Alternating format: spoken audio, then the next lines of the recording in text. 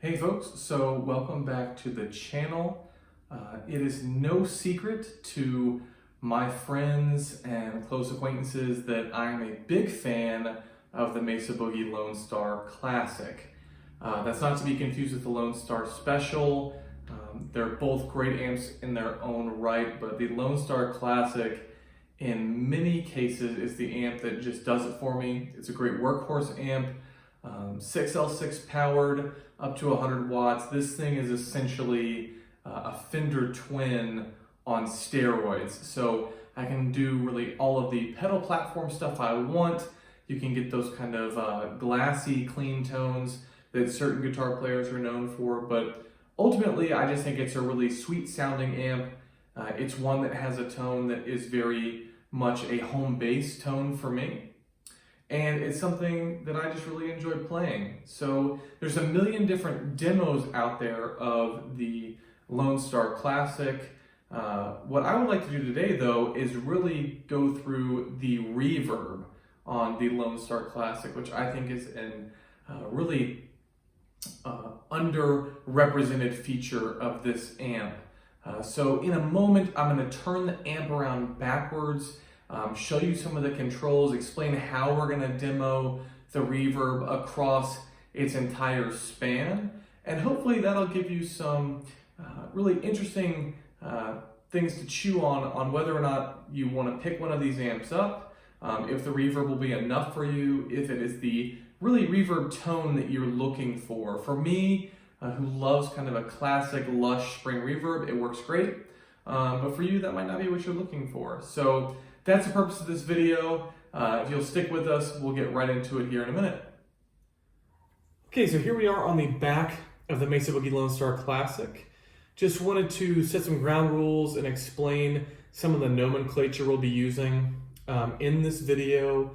So maybe you consider this a design flaw, maybe you consider it a great feature, but the reverb controls for the Mesa Boogie Lonestar Classic are actually on the back of the amp. We have the channel 1 mix control here, how much reverb you want, that's our clean channel, and then channel 2 mix control as well. Now I'm only going to be using the clean channel. I just think it's the easiest way to demonstrate the reverb. And what we're going to do here is we're going to set a bass line with no reverb. We're going to play through a couple chords and an arpeggio at 9 o'clock here. So I'm using, think about it like the face of a clock here. It's going to be 9 o'clock. I'm going to do it also again at 12 o'clock, about 50% of the way through. So that's about half as much reverb as we can get. Once more, we're going to do it at about 3 o'clock here. And then of course we will max it out because we have to know just how much drip this thing has.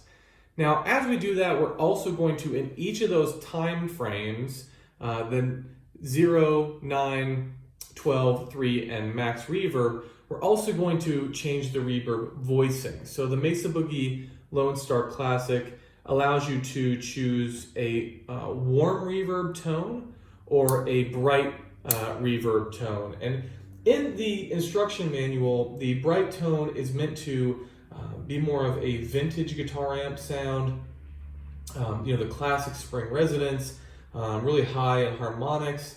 The warm reverb or the rev warm voicing is a smoother, warmer character of reverb. I believe they say it's somewhat like an old studio plate reverb. So if you like the reverb you heard maybe in the recordings from the 70s, that'd be a good option there. So we're going to put supers at the bottom of each of the sections here so you'll know how much reverb we have and what voicing it is. So you'll be able to quickly kind of determine the differences there. So let's get straight to the reverb demo.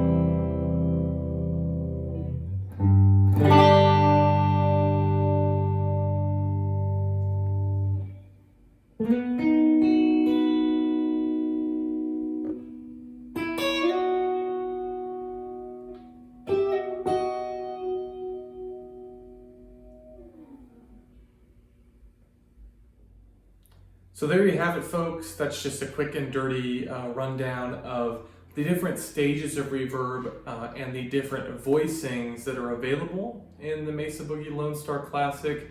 Hopefully that was somewhat helpful for you if you've been looking at this amp for a while or just really want to know if a Mesa Boogie can drip. I think it gets plenty enough of that spring reverb drip for my needs, playing mostly soul stuff and early rock and roll and R&B, but if you need something a little more ambient, maybe it's not enough for you, and that's okay too. But hopefully this was a quick and easy look at how the reverb works, what's accomplishable with this amp, and gave you some insight into whether or not it's an amp you might want to look at picking up.